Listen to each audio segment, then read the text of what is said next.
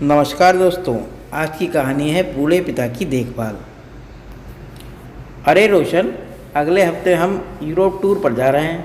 पापा को कब लाऊं तुम्हारे पास, या तुम लेकर जाओगे उन्हें? अरे भैया, एक प्रॉब्लम हो गया है। प्रिया के भाई ने हमारी कश्मीर टूर की बुकिंग की है, वह भी अगले सप्ताह की है। उस वजह से सॉरी, मैं पापा को लेने नहीं आऊँगा। रोशन को ऐसा बोलकर गुस्से से विराट का सिर घूम गया। पर तुम्हें पूछकर ही तो मैंने यूरोप की बुकिंग की थी ना।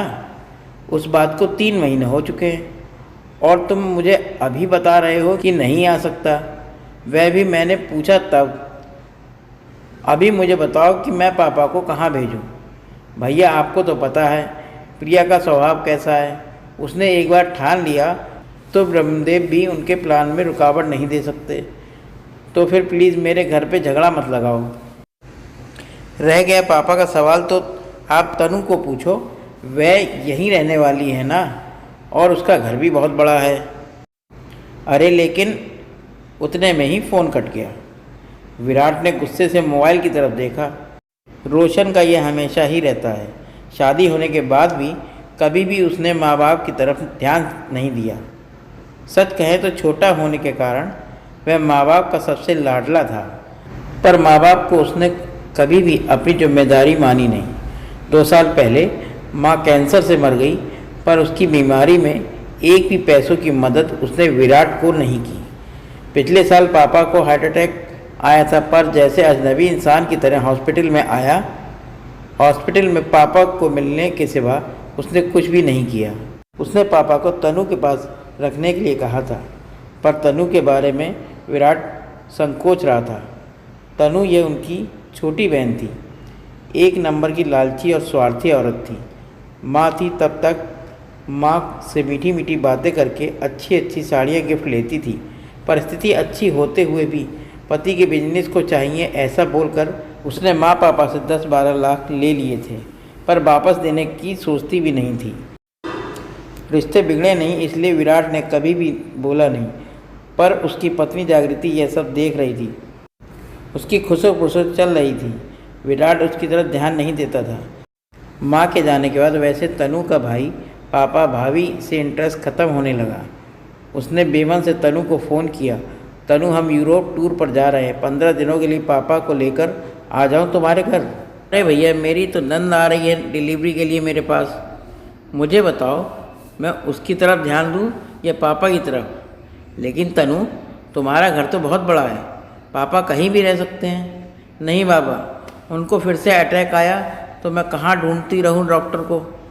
इससे अच्छा तुम एक काम करो, इनको 15 दिनों के लिए वृद्धाश्रम में भेज दो, कोई दिक्कत नहीं होगी फिर। तनु, हम 3 भाई बहन के होते हुए भी उनको वृद्धाश्रम में भेजना अच्छा नहीं लगेगा। देखो भैया, मैं नहीं रख सकती उन्हें। अगर आपको मेरा सुझाव पसंद नहीं आया तो फिर तुम ही देखो बाबा, क्या करना है। इतना कहकर उसने भी फ़ोन कॉल काट दिया। घर आने के बाद विराट से, पापा को कहाँ भेजेंगे? जागृति ने पूछा। हमेशा की तरह मैं भड़की, हमने क्या ठेका ले रखा है क्या पापा को संभालने का? इन दोनों की कोई जिम्मेदारी नहीं है क्या? उसका बोलना भी सच था। बड़ा बेटा इस रिश्ते से विराट ने माँ बाप की जिम्मेदारी खुद से स्वीकार की। पहले माँ और फिर बाद में पापा की बीमारी की वजह से हम दोनों एक साथ बाहर भी नहीं जाते थे। कोई एक तो घर में चाहिए था। इस बार रोशन पापा को संभालने के लिए तैयार था, इसलिए उन दोनों ने यूरोप टूर की बुकिंग की थी। हनीमून के बाद पहली बार दोनों और बच्चों के साथ एक साथ ट्रिप पर जाने वाले थे। ट्रिप के सब पैसे दे दिए गए थे और अचानक रोशन ने मना कर दिया। यह सुनकर जागृति रोने लगी। विराट ने उसे समझाने की बहुत कोशिश की, पर वह मानने के लिए तैयार नहीं थी। मुझे कुछ नहीं पता, कुछ भी करो, हम ट्रिप पर जाएंगे ही जाएंगे। पापा को पोता पोती से ये बातें मालूम पड़ी। वह विराट से बोले, अरे क्यों इतनी टेंशन ले रहे हो तुम? रहूँगा मैं अकेला, तुम जाओ सब। ऐसा क्यों बोल रहे हो पापा आपको एक अटैक आ चुका है और बीपी और शुगर हमेशा कम ज़्यादा होता रहता है, कैसे छोड़ें आपको अकेला यहाँ पर? विराट सच बोल रहा था, इसलिए पापा चुप बैठे थे। टूर पर जाने के लिए अभी 3 दिन बाकी थे, पर रास्ता निकल नहीं रहा था। विराट को टेंशन होने लगी थी। उसने सभी विकल्प सामने रखकर देखा। अंत में खुद की टूर कैंसिल करके जागृति और बच्चों को टूर पर भेज देने के लिए उसे सही विकल्प लगा। जागृति का गुस्सा और 2 लाख रुपए का नुकसान होने वाला था, पर उसके पास ऐसा करने के अलावा कोई और दूसरा रास्ता नहीं बचा था। अंत में उसने अपना निर्णय पक्का किया और जागृति को फ़ोन करके सूचना दी। वह तो रोने लगी, पर उसे समझाने के बजाय फ़ोन काट दिया। बाद में ड्राइवर को फ़ोन करके तैयार होने के लिए कहा और वह ऑफिस से बाहर आकर गाड़ी में बैठ गया। गाड़ी ट्रैवल एजेंसी की तरफ ले जाने को कहा। बहुत टेंशन में दिख रहे हो साहब, उसके ड्राइवर जगन ने पूछा। फिर विराट ने सब बातें उसे बताईं। वह सुनने के बाद वह बोला, अरे साहब, फिर तुम क्यों ट्रिप कैंसिल करते हो? साहब, मैं मेरे घर ले जाता हूँ बड़े साहब को। नहीं नहीं, क्यों तुम्हारी फैमिली को परेशान करना? पापा की ज़्यादा देखभाल करनी पड़ती है, उनकी दवाइयों का, खाने पीने का वक्त देखना पड़ता है। अरे साहब, उसमें क्या है, हम भी अपने पिताजी का करते हैं ना, उनका भी बाईपास हुआ है, आपको भी पता है ये सब। मेरे पिताजी बड़े साहब को पहचानते हैं, दोनों की अच्छी दोस्ती हो जाएगी। देखो वह कुछ नहीं, मैं बड़े साहब को लेकर जाऊंगा। एक ड्राइवर के घर पापा को भेजना विराट को कुछ अच्छा नहीं लगा, लेकिन ड्राइवर का हट देखकर उसने पापा को ही पूछकर फैसला लेना सही समझा। ठीक है, चलो गाड़ी घुमाओ, हम पापा से ही पूछते हैं। वह रेडी हो जाएं तो मुझे कोई दिक्कत नहीं। जगन बहुत खुश हुआ। घर जाकर उसने बड़े साहब से पूछा। पापा भी तैयार हो गए। वह बोले, जगन के परिवार को कोई दिक्कत तो नहीं होगी, तो मैं जाने के लिए तैयार हूँ। जगन ने तुरंत घर पर फ़ोन लगाया। बोलना ख़त्म होने पर वह खुशी से बोला, सब तैयार है। मेरे पिताजी को बहुत आनंद हुआ है। टूर के दिन जगन बड़े साहब को लेकर अपने घर ले आया। बाद में उसने विराट और उनके परिवार को एयरपोर्ट छोड़ दिया। घर जाते वक्त उसने विराट को विश्वास दिलाया, चिंता मत करो साहब, बड़े साहब एकदम आराम से रहेंगे। टूर के दौरान भी विराट उसके पापा को फ़ोन करके हाल पूछता था। उनका हमेशा एक ही उत्तर रहता था, चिंता मत करो, मैं यहाँ ठीक हूँ। 16वें दिन जगन उनको लेने के लिए एयरपोर्ट पर गया। विराट ने पापा की पूछताछ की। मज़े में है बड़े साहब, बहुत धमाल किया दोनों बूढ़ों ने, जगन बोल रहा था। वे सुबह उठकर मॉर्निंग वॉक पर जाते थे, फिर दिन भर पत्ते और शतरंज के खेल खेलते थे, फिर शाम को मंदिर में जाकर भजन कीर्तन सुनते थे। उनकी तरह ज्येष्ठ नागरिक के साथ चौपाटी पर बैठकर बातें करते थे। 3 दिन पहले बड़े साहब को थोड़ा बुखार आया था, शुगर भी थोड़ी बढ़ गई थी। फिर उनको अस्पताल लेकर गया, अभी वो एकदम ओके हैं।